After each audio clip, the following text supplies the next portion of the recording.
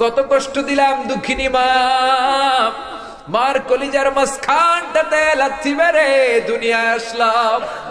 আমার মা অজ্ঞান হয়ে পড়ে রইল, আবার জ্ঞান ফেরার পর আমারে কোলে তুলে নেয়। সবাই বলল 10 মাসের কষ্ট এত তাড়াতাড়ি ভুললি কেমনে? আমার মা জবাবে বললেন, তোমরা বুঝবা না, যখন আমি আমার সন্তান কোলে লইছি, বুকে লইছি, চুমা খাইছি রে, 10 মাসের সব কষ্ট আমি 1 মিনিটে ভুলা ফালাইছি। জানি না কোন ভাইয়ের ওই জনম দুঃখিনী মায়ের কবরে আগুন জ্বলে, কোন ভাইয়ের আব্বা জানের কবরে আগুন জ্বলে, দাদার কবরে, দাদির কবরে, নানার কবরে, নানির কবরে আগুন জ্বলে।